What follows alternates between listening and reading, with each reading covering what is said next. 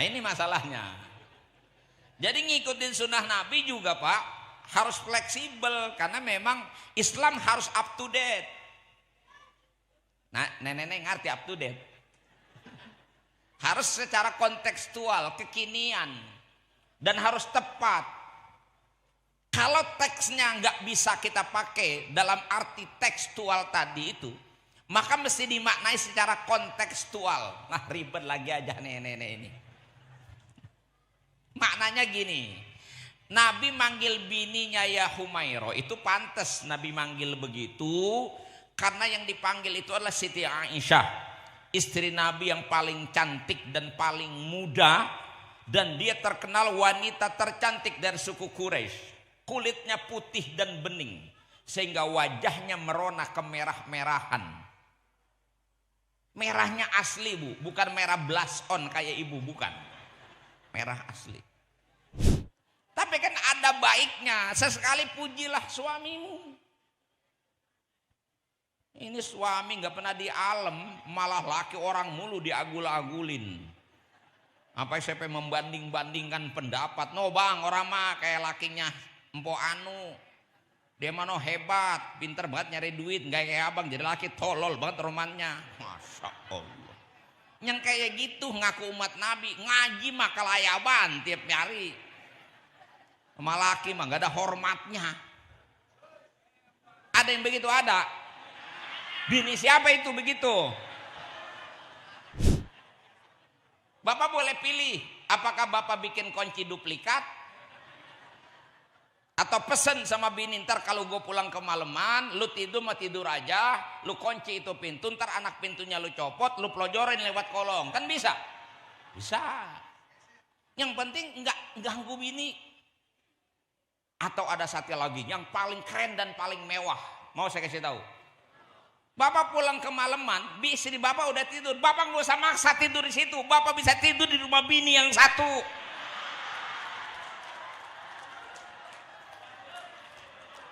Keren nggak tuh? Mewah nggak tuh? Mau ibu begitu? Lah kok kagak mau, ibu tungguin. Kan asik Pak. Jadi jalanin agama tuh ceria. Paham? Tenang Bu, saya ngomong begini karena saya tahu nih yang begini mah gak ada yang berani kawin lagi. Boro-boro mau kawin lagi duitnya ibu yang megang.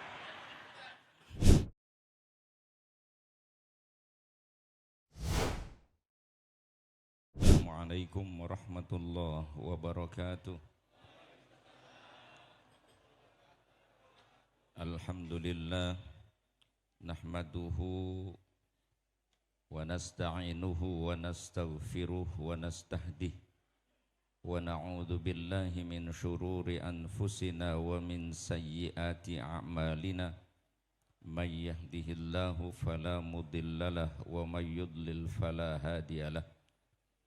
Ashhadu an la ilaha illallah wahdahu la syarika lah, khassana bi khairi kitabin unzila wa akramana bi khairi nabiyyin ursila wa atamma alaina ni'mata bi a'zami dinin syuri'a faqala ta'ala al-yawma akmaltu lakum dinakum wa atmamtu alaikum ni'mati wa raditu lakumul islam madinah wa ashhadu anna sayyidana wa nabiyyana Muhammadan abduhu wa rasuluh addal amanah wa nasahal ummah wa ballaghar risalah wa mahaddalalah wa tarakna alal mahajjatil bayda lailuha kanahariha la yazigu anha illa halik may yuti'illaha wa rasulahu faqad faza fawzan azima wa may ya'sillaha wa rasulahu faqad dalla dalalan mubina. Allahumma salli wa sallim wa barik ala sayyidina Muhammadin wa ala alihi wa ashabihil mujahidin at-tahirin at-tayyibin. Hadratil mukarramin wal muhtaramin, para alim ulama, para asatid, para orang tua, para tokoh masyarakat, bil khusus pengurus masjid dan seluruh panitia pelaksana, juga saudara saya Bang Jazuli, jajaran MUI Kecamatan Ciledug dan juga BKMT tadi Kecamatan Ciledug, seluruh jamaah hadirin dan hadirat yang mudah-mudahan kita semua senantiasa dirahmati dan diberkahi Allah Subhanahu wa ta'ala. Apapun kata orang tentang Maulid Nabi, termasuk yang menganggap peringatan Maulid Nabi itu bid'ah, biarkan saja mereka mengatakan itu dan kita hargai perbedaan pendapat. Tetapi yang pasti, satu hal yang harus kita pastikan adalah mencintai Nabi itu menjadi syarat mutlak kesempurnaan iman kita. Maka segala usaha apapun untuk menanamkan dan menguatkan cinta kita kepada Rasulullah Sallallahu Alaihi Wasallam harus terus kita hidupkan dan kita upayakan. Tidak akan ada artinya hidup kita di dunia ini bila hidup kita ini tidak mengikuti jalannya baginda Rasul Sallallahu Alaihi Wasallam. Dan semangat mencintai Nabi itu menjadi ruh dari iman kita. Perhatikan apa yang pernah ditulis oleh seorang ulama besar, Syekh Yusuf bin Ismail An-Nabhani, di dalam kitabnya Al-Anwarul Muhammadiyah. Beliau sampai mengatakan bahwa mahabbatur Rasul sallallahu alaihi wasallam ruhul iman wal a'mal wal maqamat wal ahwal. Cinta Rasul itu menjadi ruhnya iman, ruhnya amal, ruhnya maqamat wal ahwal. Nanti kalau ngebahas tentang maqamat dan ahwal bukan di sini makomnya, karena ini pembahasan mendalam tentang ilmu tasawuf. Yang pasti keimanan kita itu baru sempurna, setidaknya akan menuju arah sempurna bila benar-benar kita meletakkan cinta Nabi pada proporsinya. Salah kita meletakkan cinta kita, maka menjadi rusak seluruh amal kita.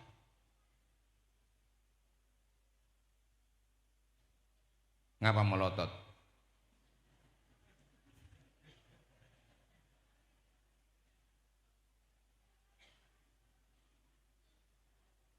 Apa yang saya sampaikan itu bisa diurai dengan panjang lebar dalam fakta sejarah orang-orang yang telah membuktikan cintanya kepada Rasul.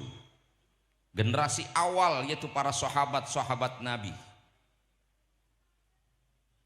Mereka berubah dari perilaku jahiliyah menjadi masyarakat yang benar-benar beradab. Orang-orang kasar, orang-orang kejam yang suka membunuh berubah menjadi makhluk yang penyayang. Orang-orang yang tidak berperadaban lewat cintanya kepada Nabi yang tulus telah berubah menjadi orang-orang yang sangat-sangat beradab. Bahkan pada akhirnya dipuji oleh Allah Subhanahu wa taala. Dalam ayat Quran Allah sebutkan as-sabiqunal awwalun minal muhajirin wal ansor. Generasi awal Islam itu dari kalangan muhajirin dan ansor. Baru kemudian walladzina taba'uhum bi ihsan. Generasi berikutnya sampai kiamat yang mampu mengikuti, meneladani, mencontoh perilaku mereka, mengikuti dengan sebaik-baiknya. Pada akhirnya Allah katakan radhiyallahu anhum wa radu'an. Allah akan redho kepada mereka dan mereka redho dengan keputusan Allah. Kita ini kalau pengen Allah ridho dengan kita, senang dengan kita, cinta dengan kita, Syarat mutlak dari Allah adalah mencintai baginda Rasulullah sallallahu alaihi wasallam. Buka Al-Qur'an surah Ali Imran ayat 31.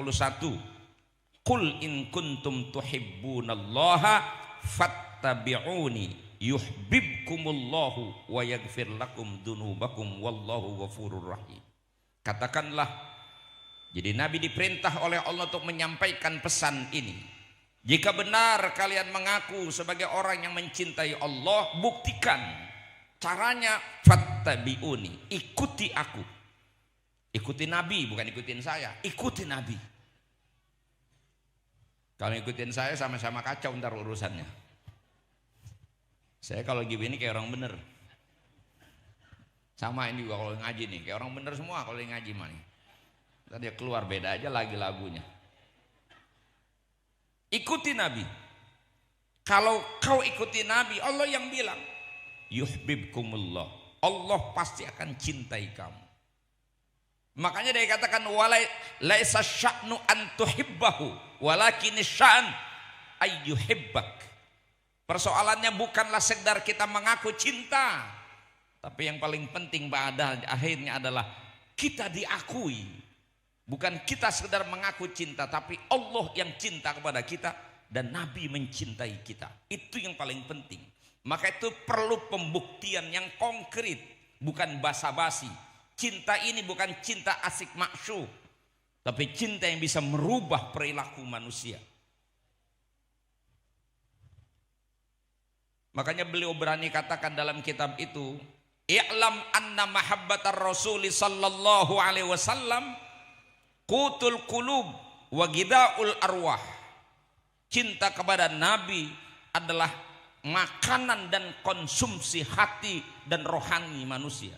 Faman hurrimaha, siapa orang yang tidak mendapatkan cinta Nabi, maka fahuwa min jumlatil amwat, maka dia masuk kategori orang-orang yang sudah mati. Orangnya masih hidup tapi sebenarnya dianggap sudah mati. Hidup, masih doyan makan kan hidup. Orang otaknya tiap hari mikir gegares doang.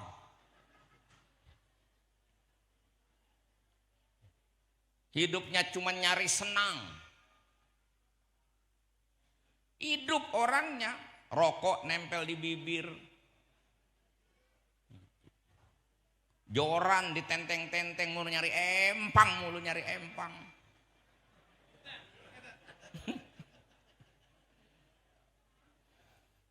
Tapi nggak pernah tertarik dengan amalan-amalan agama.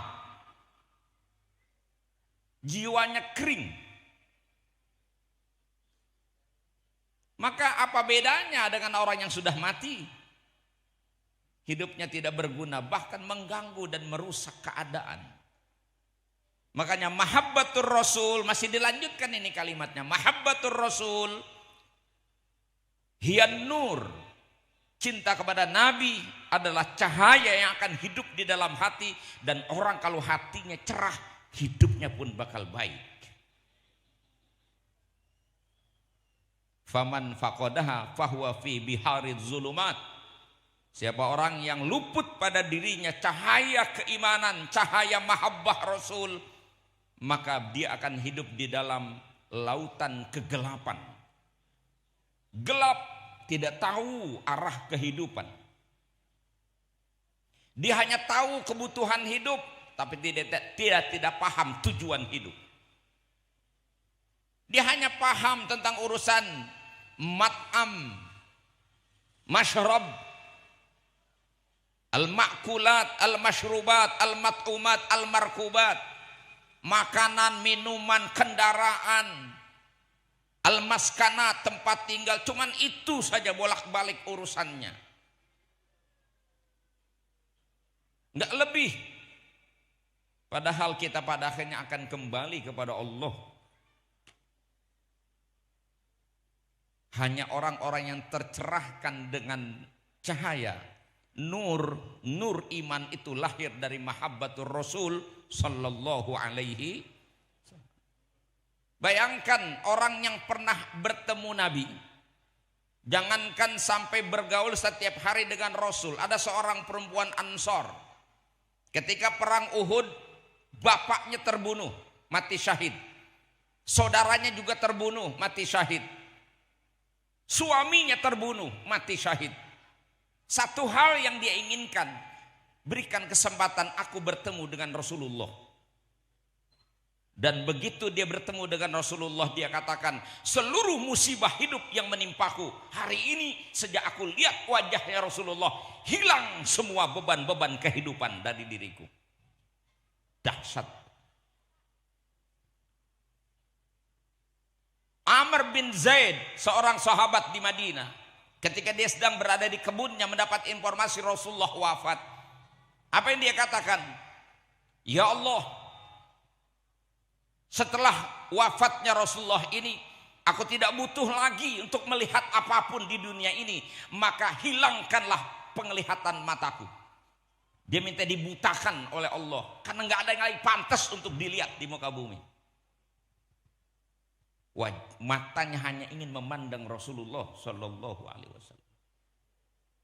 Maka nggak heran kemudian perilaku mereka itu berani berkorban di jalan Allah dengan segala apa yang mereka punya. Bukan cuma tenaga, pikiran, harta, nyawa pun mereka siap korbankan untuk baginda Rasul Sallallahu Alaihi Wasallam. Itu buah dari mahabbah dan itu sekaligus bukti mahabbah.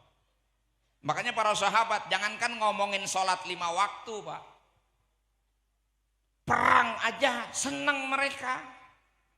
Model begini mah boro-boro diajak perang, diajak kerja bakti aja hilang. Iya. Diajak korban agama, boro-boro korban nyawa. Nyawa kambing aja pelit. Kan setahun sekali cuma diminta nyawa kambing. Idul Adha.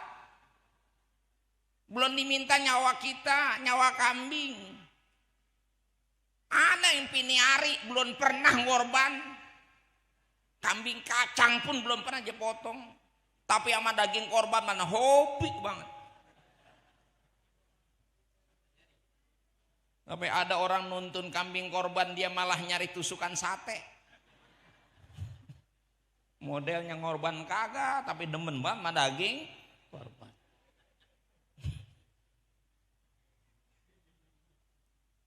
Maka kita perlu berkaca kepada mereka-mereka yang sudah benar membuktikan keimanan dan kecintaan mereka. Karena mereka sudah punya yang namanya mahabbah itu. Abu Bakar Siddiq radhiyallahu an bahkan datang kepada Rasulullah. Dia serahkan seluruh harta yang dia punya. Dan ketika Nabi menerima penyerahan itu, Nabi katakan kepada Abu Bakar, wahai Abu Bakar, kalau seluruh hartamu kau serahkan untuk perjuangan ini, lalu untuk keluargamu kau tinggalkan apa buat mereka? Dengan tegas Abu Bakar menyatakan, untuk keluargaku cukuplah aku tinggalkan Allah dan Rasulnya yang akan menjamin kehidupan mereka. Ente nyawer pamilis grup aja jutaan berani. Mana buat mulu dan jutaan? 100.000 aja juga ngambil berkat sampai 5. Pulang modal.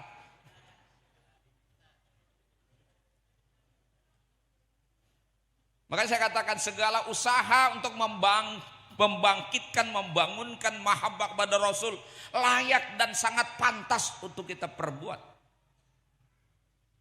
Kenapa? Karena pada akhirnya cinta kepada Rasul inilah yang akan menjamin keselamatan kita dunia akhirat, menjamin kemuliaan kita dunia dan akhirat, menjamin kebahagiaan kita dunia dan akhirat. Bukan cuma dunia, akhirat dijanjikan Allah buat kita. Kalau mau pengen hidup bahagia, gak ada jalan lain kecuali dengan cara mahabbah, ngikutin Nabi, mencontoh Nabi, meneladani Nabi. Maka makna mahabbah nanti pada akhirnya uraiannya, buktinya dari mahabbah itu, ini saya udah sarikan seringkas-ringkasnya ini. Kalau dikutip lewat kitab tuh terlalu panjang juga, apalagi saya datang duluan tapi dikasihnya belakangan. Resiko orang kecil begitu.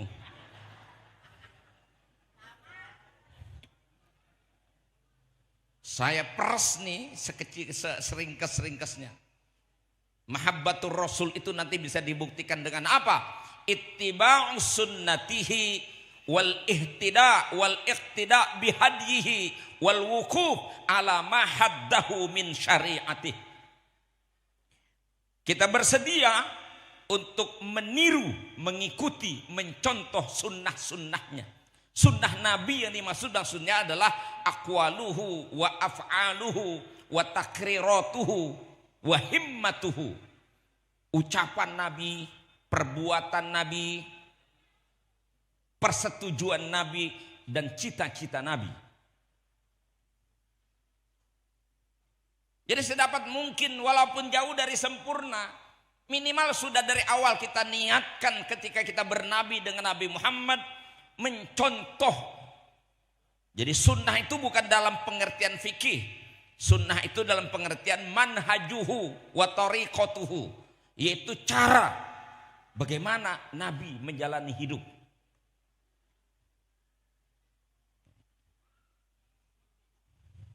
Mau saya kasih contoh? Mau saya kasih contoh? Contoh, ini ucapan Nabi nih. Nabi kan pernah ngomong.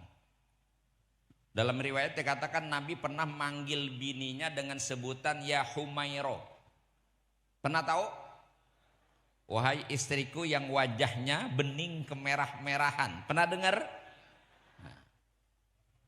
Bapak pernah ngomong begitu sama bini? Ya, nggak ngikutin sunnah Nabi dong.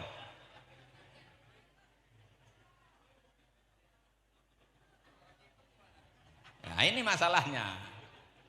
Jadi ngikutin sunnah Nabi juga Pak harus fleksibel, karena memang Islam harus up to date. Nah nenek-nenek ngerti up to date? Harus secara kontekstual, kekinian, dan harus tepat. Kalau teksnya nggak bisa kita pakai dalam arti tekstual tadi itu, maka mesti dimaknai secara kontekstual. Nah ribet lagi aja nenek-nenek ini. Maknanya gini, Nabi manggil bininya ya Humairo itu pantas Nabi manggil begitu, karena yang dipanggil itu adalah Siti Aisyah, istri Nabi yang paling cantik dan paling muda, dan dia terkenal wanita tercantik dari suku Quraisy. Kulitnya putih dan bening sehingga wajahnya merona kemerah-merahan. Merahnya asli Bu, bukan merah blush on kayak ibu, bukan. Merah asli. Ibu memang didempul. Dia asli, saking bening, cantik. Nah Nabi manggilnya begitu, itu kan panggilan Nabi kepada istrinya. Saking Nabi itu seorang laki-laki dan seorang suami yang sangat menghargai, mencintai, menghormati dan menyayangi istrinya. Saya dipanggil pun dengan panggilan yang romantis. Panggilannya aja asik, nggak kayak ibu. Baba lu mau kemana? Malu lagi ngapain? Baba lu mau malu. Manggilnya ya Humairo.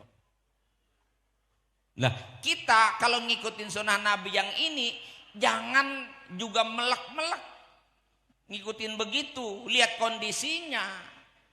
Ketika kondisinya tidak pas, bagaimana mau pas juga? Nabi manggil begitu bininya bening lah, bapak bininya hitam. Alih-alih senang, bini malah kagak senang dipanggil begitu. Maka maknanya adalah Nabi itu memanggil dengan sapaan yang manja dan romantis.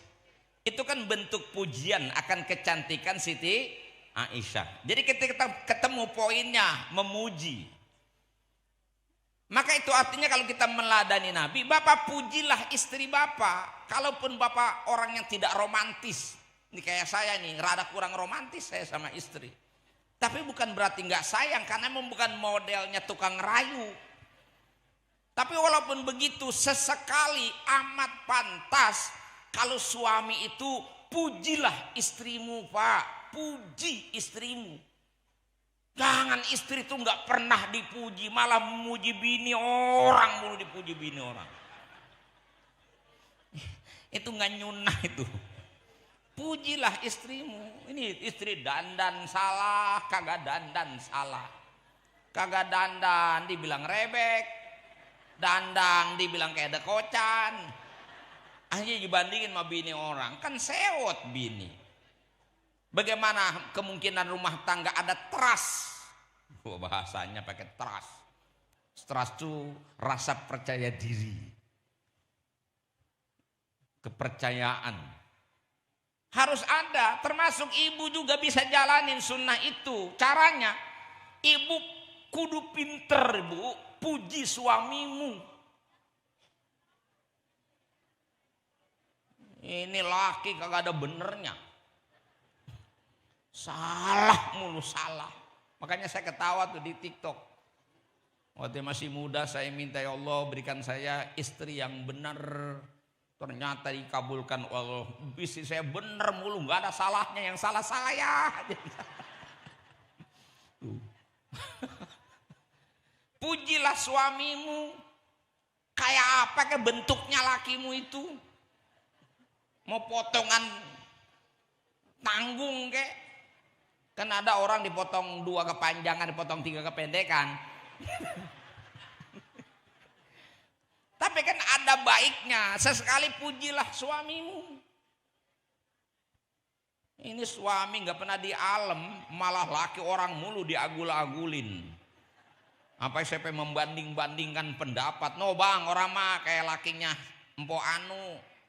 Dia mah hebat, pinter banget nyari duit, nggak kayak abang jadi laki tolol banget romannya. Masya Allah. Yang kayak gitu ngaku umat Nabi, ngaji mah kelayaban tiap hari. Sama laki mah gak ada hormatnya. Ada yang begitu? Ada. Bini siapa itu begitu?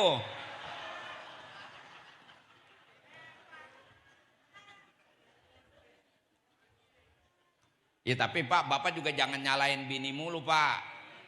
Bagaimanapun juga bini itu tergantung lakinya. Ya Bu ya. Puas. Puas. Kira begitu aja puas dia. Tuh contoh. Contoh lain mau. Nabi suatu saat pulang kemalaman.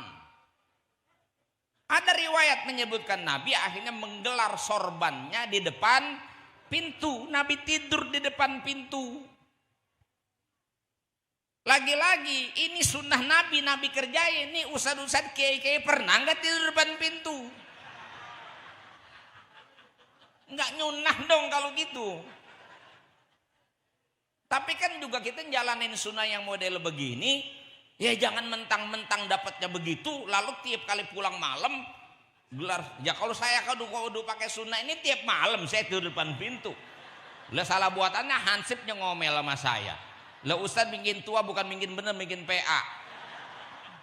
Jadi fitnah urusannya. Jadi kayak begini bisa dipahami secara kontekstual. Artinya apa? Nabi itu seorang suami yang sangat sayang kepada istrinya, menghormati dan menghargai istrinya. Dan Nabi orang yang gak pernah nyakitin istrinya, baik perbuatan maupun verbal. Gak pernah Nabi nyakitin istrinya. Bahkan jangankan nyakitin namanya Nabi, ganggu kenikmatan tidurnya aja Nabi nggak mau. Makanya Nabi lebih memilih tidur di depan pintu agar kenikmatan tidur istrinya tidak terganggu. Keren nggak? Keren nggak Nabi kita? Allahumma salli ala sayyidina Muhammad. Nah, poinnya kemudian kita paham sebagai suami kalau pengen jadi suami yang baik, menjalani sunnah Nabi, Pak. Jangan suka sakitin istri. Termasuk kalau istri sudah tidur jangan diganggu. Itu aja poinnya. Lah supaya istri nggak terganggu kalau tidur, kita pulang sewaya-waya, nggak usah tidur di depan pintu. Ada cara yang lebih elegan. Bapak boleh pilih, apakah Bapak bikin kunci duplikat? Atau pesen sama bini, ntar kalau gue pulang kemalaman, lu tidur mah tidur aja, lu kunci itu pintu, ntar anak pintunya lu copot, lu pelojorin lewat kolong, kan bisa? Bisa. Yang penting nggak ganggu bini. Atau ada satu lagi yang paling keren dan paling mewah. Mau saya kasih tahu? Bapak pulang kemalaman, istri bapak udah tidur. Bapak nggak usah maksa tidur di situ. Bapak bisa tidur di rumah bini yang satu.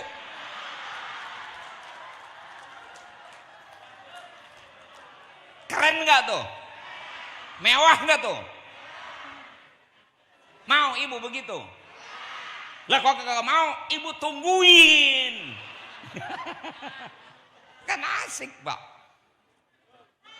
Jadi jalanin agama tuh ceria. Paham?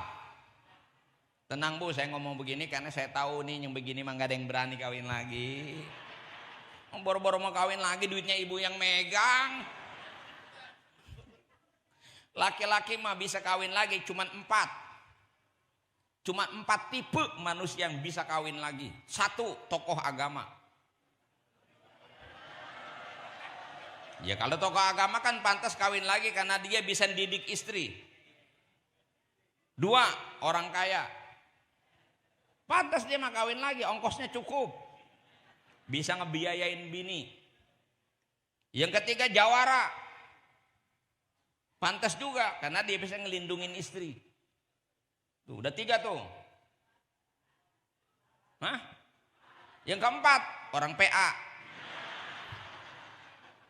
Kayak kagak, alim kagak, jawara bukan, pakai belaga-laga mau kawin lagi. Air segelas aja nggak pernah penuh, mau nyari gelas yang lain. Mana tekonya rengat. Bibirnya udah sumbing tuh teko. Rembes aja kalau diisiin air. Pakai mau ngairin 4 gelas, 1 aja kagak penuh-penuh.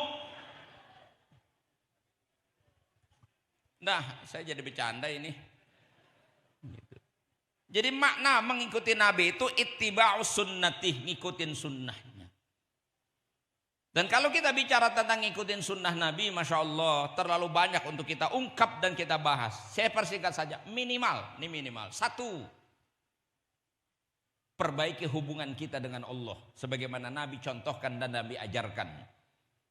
Itu jalan kesuksesan hidup. May yuti'illaha wa rasulahu faqad faza fawzan azima. Siapapun yang mentaati Allah dan Rasulnya, pasti dia akan menjadi orang yang sukses. Aminnya mah gampang, ngerjain itu.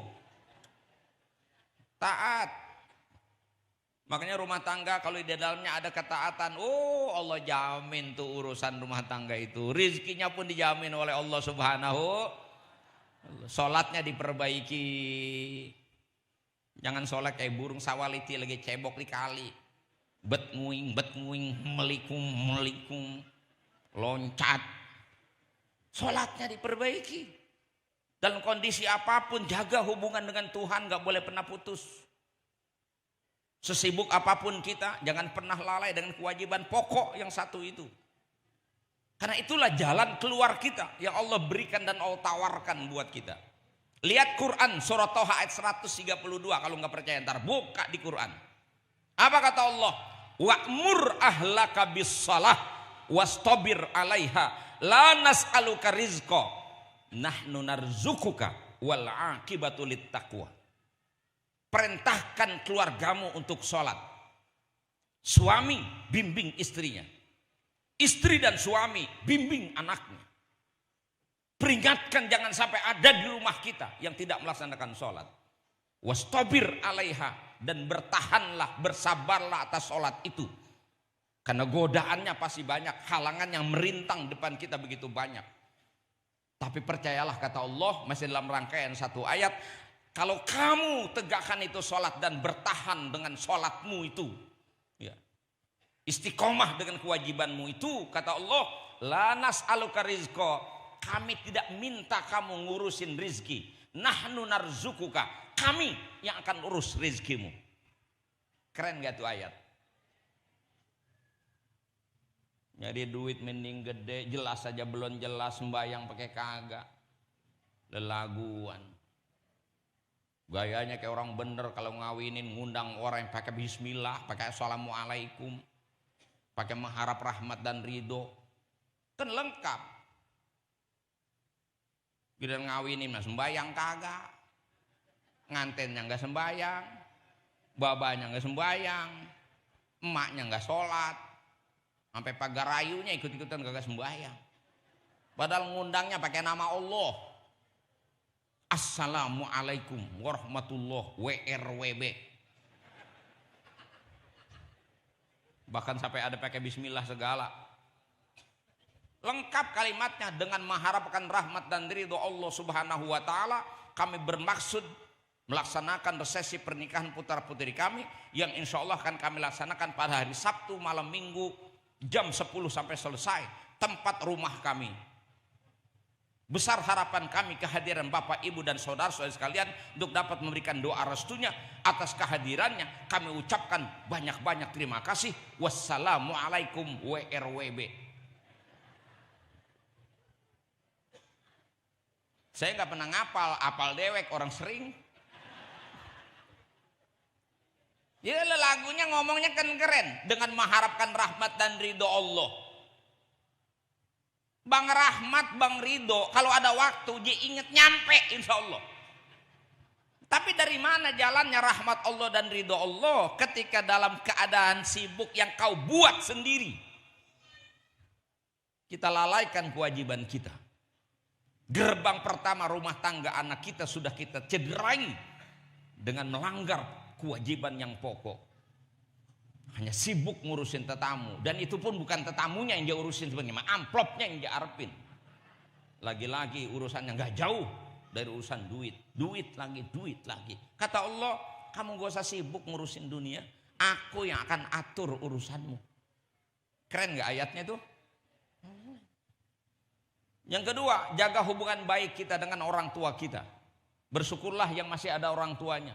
Keramat itu mesti dipelihara dan dijaga. Hormati, hargai, muliakan.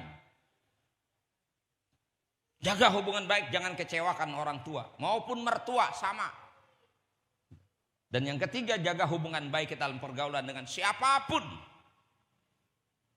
Dan itu pun banyak sekali poin-poinnya, saya singkat saja. 3 yang harus dihindari, 3 yang harus kita perkuat. Apa 3 yang harus dihindari? 1, jangan suka ngeliat nasib orang. Jangan suka bandingin nasib kita dengan nasib orang lain. Kejarlah dan carilah kebahagiaan lewat rizki yang Allah berikan kepada kita. Dan itu Allah sudah jatah kita masing-masing. Nahnu qasamna bainahum ma'isyatahum fil hayatid dunya. Kami sudah jatah, masing-masing jatahnya udah dibagi sama Allah. Jadi gak usah ngelirik punya orang. Lama-lama kalau ngelihat punya orang, meriang gak puga lagu ente. Mal punya suami udah jelek, susah. Ini ibu lirik tetangga ibu, mana suaminya ganteng, kaya. Akhirnya coba laki gua kayak itu. Ya, alih-alih bisa bahagia malah sulit. Emang ibu kira kalau punya suami ganteng, kaya pasti bahagia? Nggak ada jaminan. Yang bakal bahagia itu kalau ibu syukuri apa yang ada, ibu redho dengan takdir Allah, itu yang bikin ibu bahagia. Punya suami tampan, kaya, 3 hari nggak pulang, mulai nggak enak tidur. Pasti itu mah nggak usah dibahas. Apalagi seminggu nggak pulang, wah otaknya udah kemana tahu nih, praduga. Jangan-jangan nyangkut di rumah janda mana ini. Gelisah hatinya, nggak tenang. Coba yang punya suami udah jelek, susah, ridho dia. Jangankan seminggu lakinya nggak pulang, sebulan nggak pulang, mungkin gemuk dia.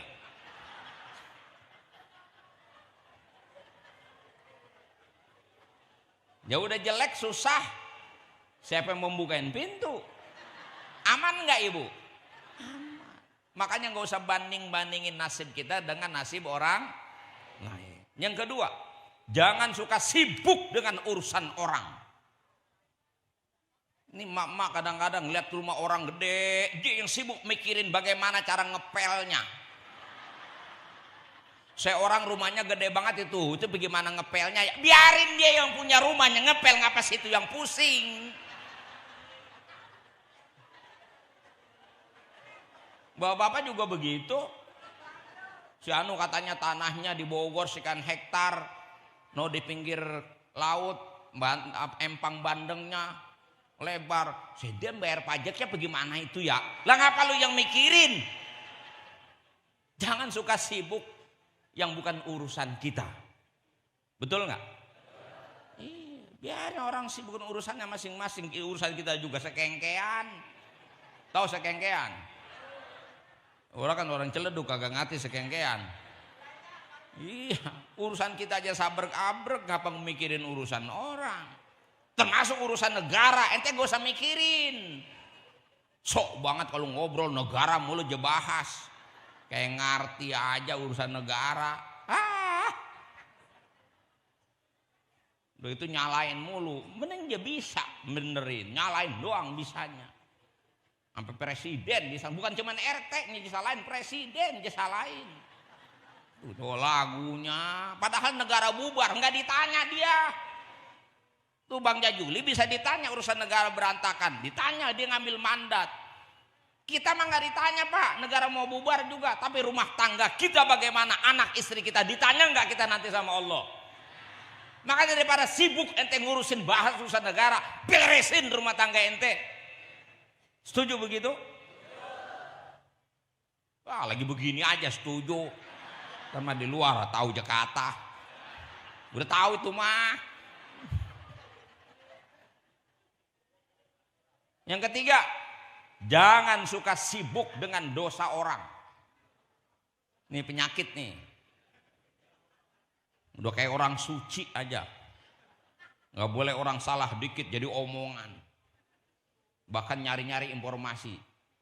Lu tahu nggak si Anu? Tuh ngapa dia begitu? Nanya mulu. Segala urusan orang, dosa orang, kayak dia nggak punya dosa aja. Orang kalau udah kebiasaan bahas urusan orang, satu hari aja nggak ngomongin orang, meriang awaknya. Dosa orang dia bahas. Daripada sibuk sama dosa orang, mendingan beresin dosa sendiri. Bukan berarti kita nggak peduli dengan lingkungan, bukan. Dalam konteks amar ma'ruf nahi munkar, boleh, wajib bahkan mencegah kemunkaran. Dosa nggak boleh dilakukan secara kolektif, nggak boleh dosa itu dibiarkan.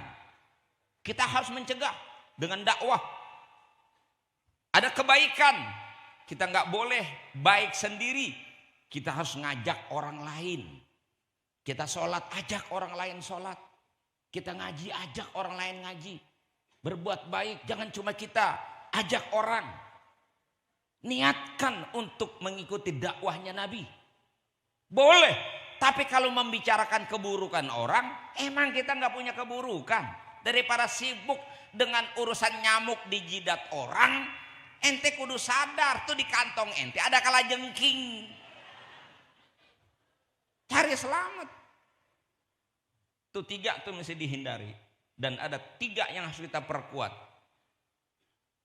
Di gara-gara 3 ini ada banyak orang yang diangkat posisinya menjadi mulia, menjadi wali-walinya Allah, orang-orang yang dicintai, disayangi Allah, yang doanya mustajab. Apa itu 3? 1, salamatus sadri. Ini hati kudu lempeng jadi orang. Kalau hati lempeng ngeliat apaan aja, berbengkok-bengkok dikit, masih ada lempengnya kelihatan. Tapi orang kalau hatinya bengkok, ngeliat yang lempeng juga bengkok. Ini hati nih, semuanya ada di hati, cerminan. Jadi harus salamatus sadr. Hati kudu damai.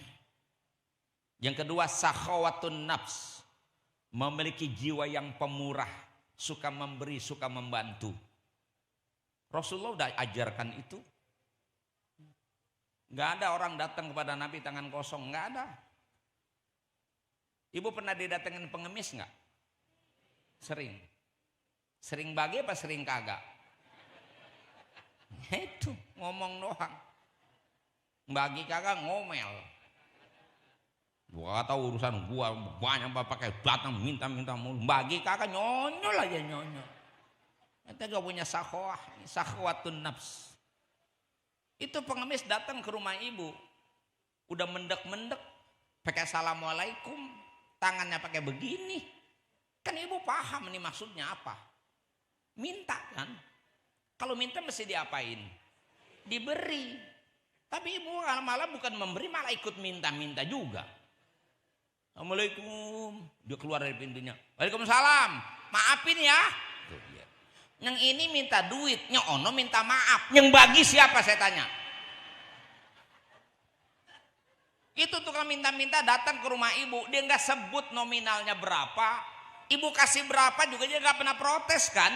Apa ibu pernah diprotes sama pengemis dia datang ke rumah ibu, ibu kasih berapa dia protes gitu pernah? Kan ibu kasih 100.000 juga dia senang.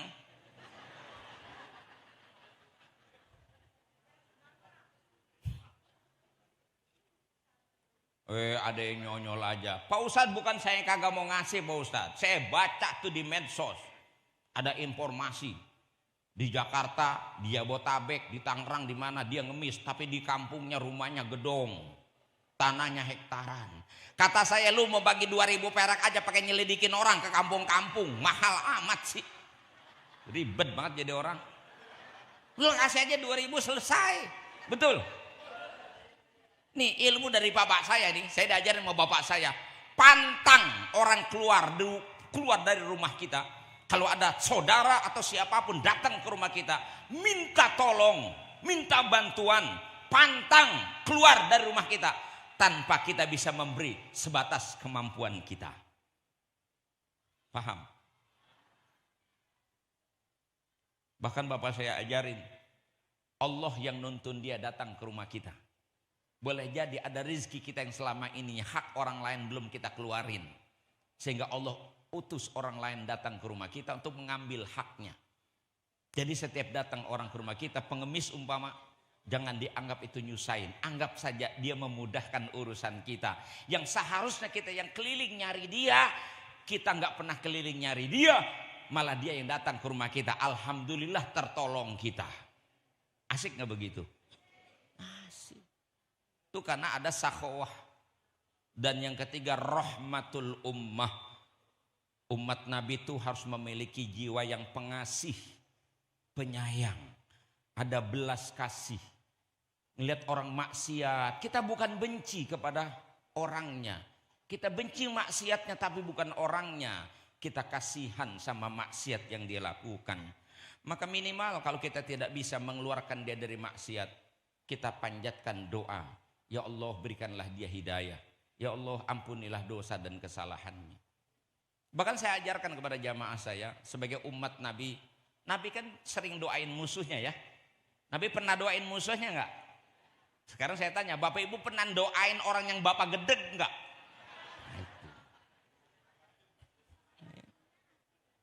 Nabi berdarah-darah dikejar-kejar oleh bapaknya, disuruh tuh anak-anak bawa batu, dilemparin Nabi atas suruhan orang tuanya. Berdarah-darah Nabi. Malaikat geram melihat perilaku mereka, ditawarkan atas izin Nabi digencet mereka dengan bukit. Apa Nabi iakan tawaran itu? Tidak. Nabi malah memanjatkan doa. Allahumma hdi qaumi fa innahum la ya'lamun.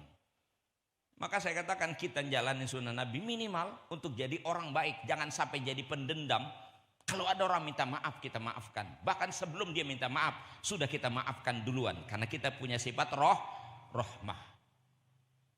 Hidup gak ada untungnya dengan memelihara dendam dan kebencian. Gak ada untungnya, itu energi negatif. Apalagi udah hidup susah, pakai mendam-dendam lagi. Udah melarat aja udah. Udah kagak beres dah.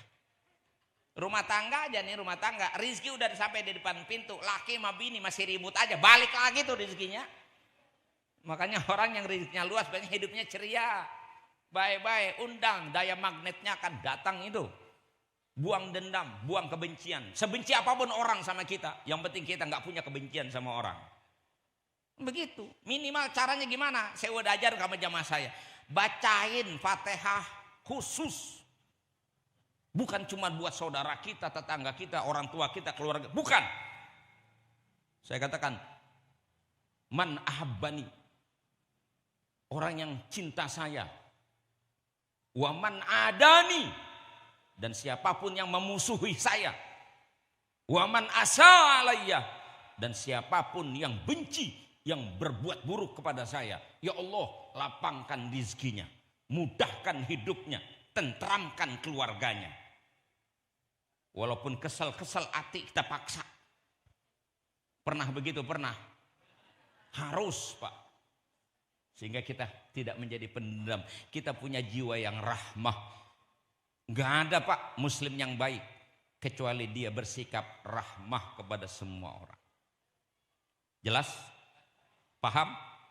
Udah jelas, udah paham. Terima kasih. Wassalamualaikum warahmatullahi wabarakatuh.